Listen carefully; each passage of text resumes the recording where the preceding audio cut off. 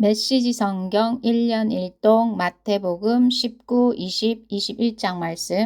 19장 이혼과 간음. 예수께서 이 가르침을 마치시고 갈릴리를 떠나 요단강 건너편 유대 지방으로 지나가셨다. 그곳에서 큰 무리가 따라오자 예수께서 그들을 고쳐주셨다. 하루는 바리새인들이 그분을 귀찮게 했다. 무엇이든 이유만 있으면 남자가 아내와 이혼하는 것이 율법에 맞습니까? 예수께서 대답하셨다. 너희는 창조주께서 본래 남자와 여자를 서로를 위해 지어주신 것을 성경에서 읽어보지 못했느냐? 그러므로 남자는 부모를 떠나 아내와 굳게 맺어져 한 몸이 된다. 더 이상 둘이 아니라 한 몸이다. 남자와 여자의 이 유기적인 연합은 하나님께서 창조하신 것이다. 그러니 누구도 그들을 갈라놓아서 그분의 작품을 모독해서는 안 된다. 그들이 반박하며 쏘아붙였다. 그렇다면 모세는 왜 이혼 증서와 이혼 절차에 대한 지침을 주었습니까? 예수께서 말씀하셨다. 모세는 너희의 사악한 마음을 염려해서 이혼을 규정했지만 그것이 하나님의 처음 계획은 아니다. 너희는 처음 계획을 따라야 한다. 만일 너희가 정숙한 아내와 이혼하고 다른 여자와 결혼하면 너희는 간음죄를 짓는 것이다. 다만 배우자가 간음을 저지른 경우는 예외다. 예수의 제자들이 이 일을 달았다. 그것이 결혼의 조건이라면 우리는 막막합니다. 어쩌자고 결혼을 하겠습니까? 예수께서 말씀하셨다. 누구나 다 결혼 생활을 할 만큼 성숙한 것은 아니다. 결혼해서 살려면 어느 정도 자질과 은혜가 필요하다. 결혼은 모든 사람을 위한 것이 아니다. 나면서부터 결혼에 일절 관심이 없는 사람도 있다. 청혼을 받지 않거나 청혼에 응하지 않는 사람도 있다. 그런가 하면 하나님 나라를 위해 결혼하지 않기로 결심하는 사람도 있다. 그러나 너희가 성숙하여 결혼의 큰 뜻을 이룰 수 있겠거든 그렇게 하여라. 부자와 하나님 나라. 하루는 사람들이 예수께서 손을 얹어 기도해 주시기를 바라며 그분께 아이들을 데려왔다. 하지만 제자들이 그들을 쫓아냈다. 그러자 예수께서 끼어드셨다. 아이들을 그냥 두어라. 나한테 오는 것을 막지 마라. 하나님 나라는 이 아이들과 같은 사람들로 이루어진다. 예수께서 아이들에게 손을 얹어 기도해 주신 뒤에 떠나셨다. 또 하루는 어떤 사람이 예수를 막았으며 물었다. 선생님, 제가 무슨 선행을 해야 영원한 생명을 얻겠습니까? 예수께서 말씀하셨다. 어째서 나에게 선한 것이 무엇인지 묻느냐? 선하신 분은 하나님 한 분뿐이시다. 하나님의 생명에 들어가고 싶거든 그분의 말씀대로 행하여라. 그 사람이 물었다. 구체적으로 어느 말씀입니까? 예수께서 말씀하셨다. 살인하지 마라. 간음하지 마라. 도둑질하지 마라. 거짓말하지 마라. 내 부모를 공경하라. 그리고 내 자신을 사랑하듯이 내 이웃을 사랑하라.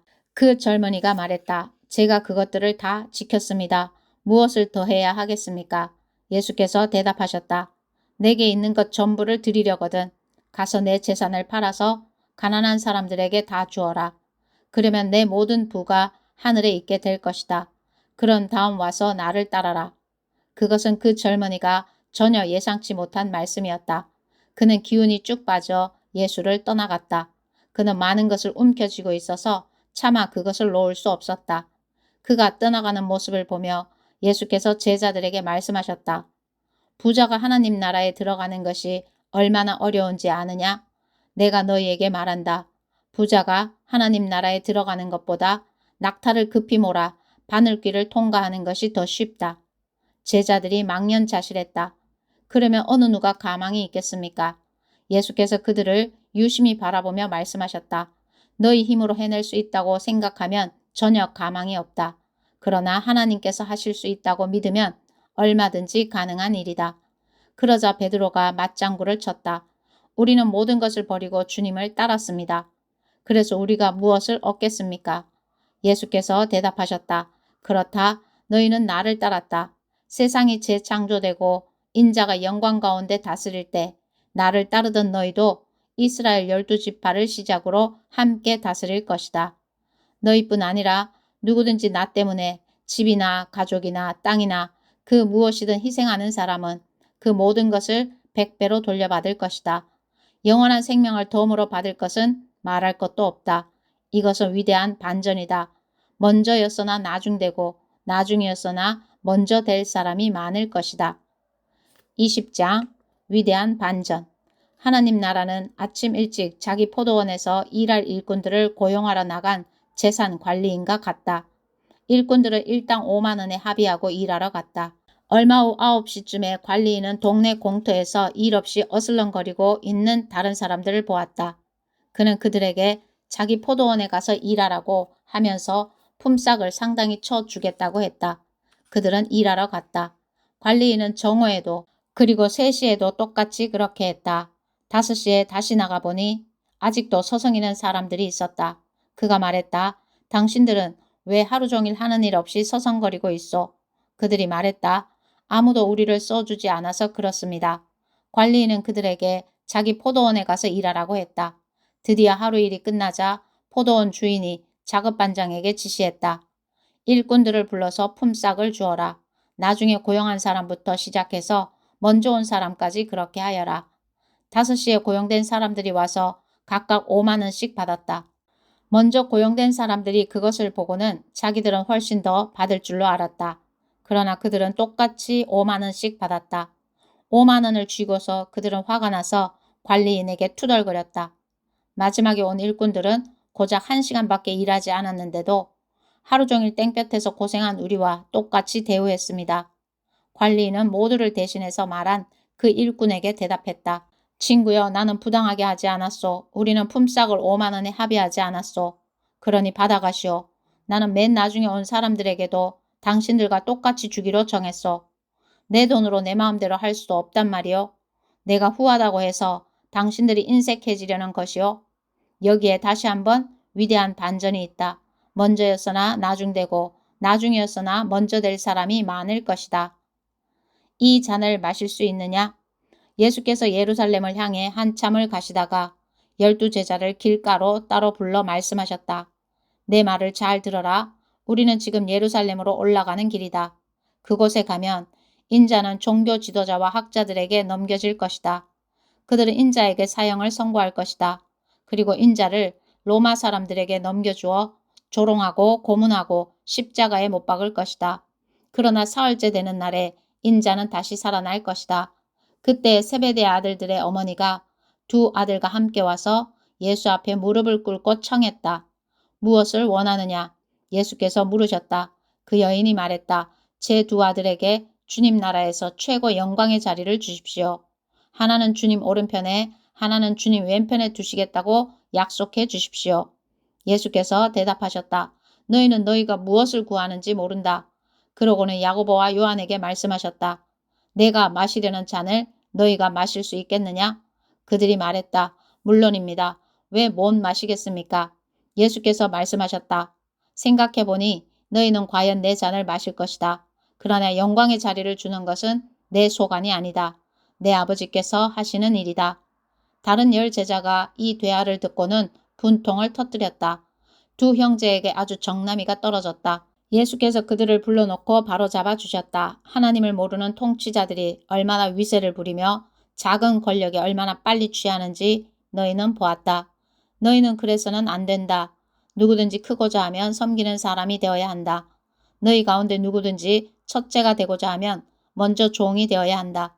인자가 한 일이 바로 그것이다. 인자는 섬김을 받으러 온 것이 아니라 섬기러 왔다.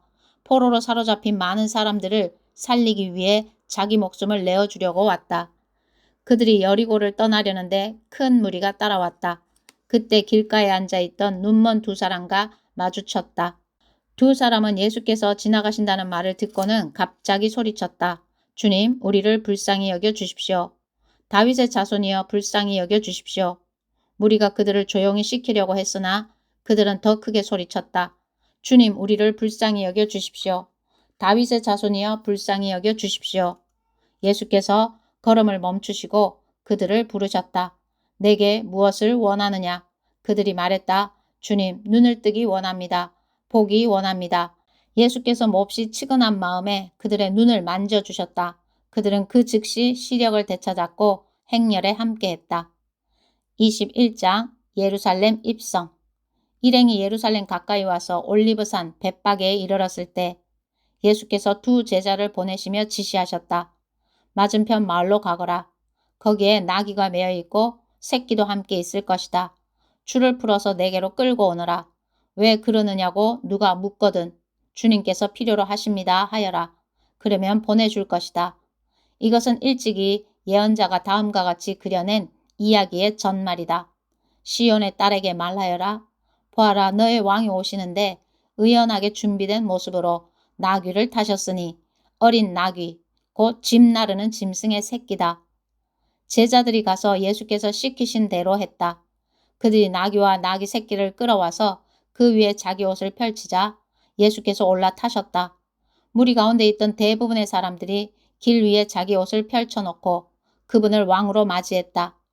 다른 사람들은 나뭇가지를 꺾어다가 길에다 깔며 그분을 환영했다. 무리가 앞서가고 뒤따르면서 일제히 소리쳤다. 다윗의 자손께 호산나, 복되다. 하나님의 이름으로 오시는 이여, 하늘 가장 높은 곳에서 호산나. 예수께서 예루살렘에 들어가시자 도시 전체가 동요했다. 사람들이 들떠서 물었다. 무슨 일이요? 이 사람이 누굽니까? 행렬의 무리가 대답했다. 갈릴리 나사렛에서 나신 예언자 예수이십니다. 성전을 깨끗하게 하시다. 예수께서 곧바로 성전으로 가셔서 상점을 차려놓고 사고 파는 사람들을 모두 쫓아내셨다. 고리 대금업자들의 가판대와 비둘기 상인들의 진열대도 뒤엎으셨다. 예수께서 다음 말씀을 인용하셨다. 내 집은 기도하는 집이라고 일컬어졌다. 그런데 너희는 그곳을 도둑의 소굴로 만들어버렸다. 그제야 눈먼 사람과 다리를 저는 사람들이 들어설 자리가 생겼다. 그들이 예수께 오니 예수께서 그들을 고쳐주셨다. 종교 지도자들은 예수께서 하시는 엄청난 일들을 보고 또 성전에서 내달리며 다윗의 자손께 호산나 하고 외치는 아이들의 소리를 듣고는 발끈하여 예수께 따졌다. 이 아이들이 뭐라고 말하는지 듣고 있소? 예수께서 말씀하셨다. 물론 듣고 있다. 너희는 내가 아이들과 아기들의 입에서 나오는 말로 찬양의 집을 꾸미겠다고 하신 말씀을 읽어보지 못하였느냐? 예수께서 진저리를 내시며 돌아서서 그 도성을 떠나셨다. 베다니로 가셔서 그곳에서 밤을 지내셨다. 말라버린 무화과 나무. 이튿날 아침 일찍 다시 그 도성으로 가시는데 예수께서 배가 고프셨다. 예수께서 길가에 있는 무화과 나무 한 그루를 보시고 무화과로 아침 끼니를 때울까 하여 가까이 다가가셨다. 나무 옆에 가서 보니 무화과 잎사귀 밖에 없었다. 예수께서 이제부터 이 나무에 영원히 무화과가 열리지 않을 것이다 하고 말씀하셨다. 그 즉시 무화과 나무가 마른 막대기처럼 말라버렸다. 이것을 본 제자들이 눈을 비비며 말했다. 우리가 본 것이 정말인가? 방금 전까지도 잎이 무성한 나무였는데 금세 마른 막대기가 되다니. 예수께서 차분히 말씀하셨다. 그렇다. 너희가 이 천국의 삶을 품고 하나님을 의심하지 않으면 너희도 내가 무화과 나무에 한 것처럼 작은 일들을 행하고 또한 큰 장애물까지 극복하게 될 것이다. 예컨대 너희가 이 산들어 가서 호수에 뛰어들어라 하고 말하면 산이 뛰어들 것이다. 너희가 믿음으로 기도하고 하나님을 붙들기만 하면 작은 일에서 큰 일까지 모든 일이 다 그렇게 될 것이다. 누구에게서 온 권한인가? 이후에 예수께서 다시 성전에서 가르치고 계셨다. 대제사장과 백성의 지도자들이 다가와서 따졌다. 당신의 신임장을 보여주시오. 누구의 권한으로 여기서 가르치는 겁니까? 예수께서 대답하셨다. 먼저 한 가지 묻겠다. 너희가 내 물음에 답하면 나도 너희 물음에 답하겠다.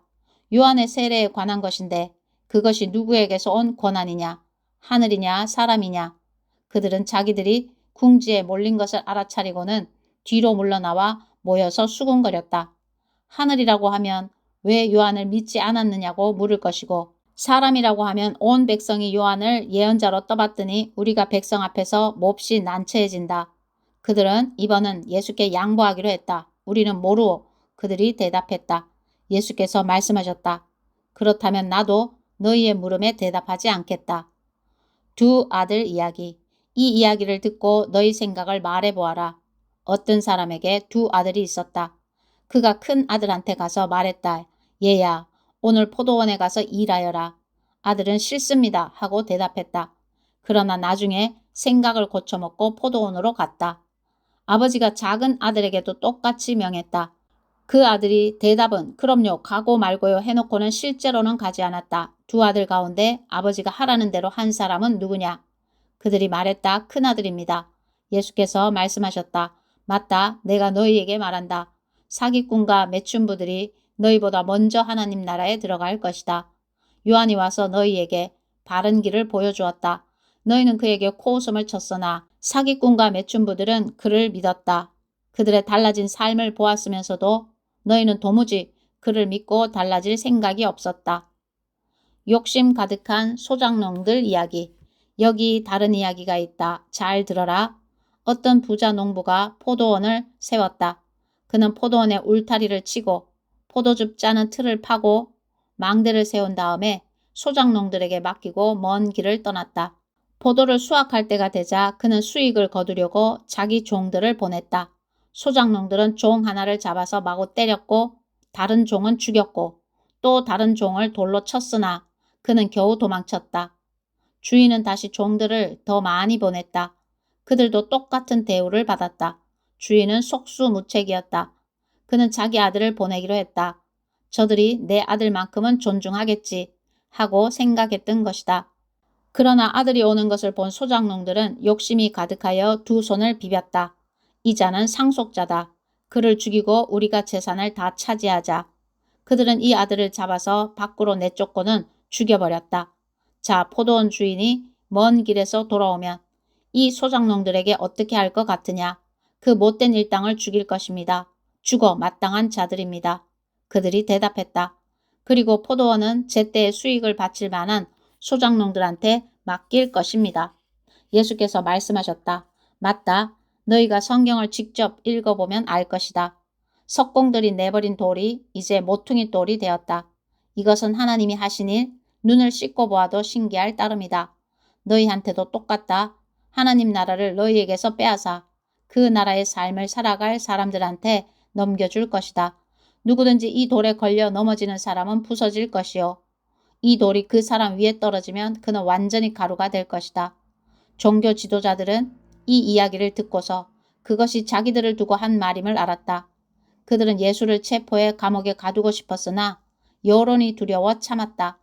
대부분의 사람들이 예수를 하나님의 예언자로 알았던 것이다. 아멘.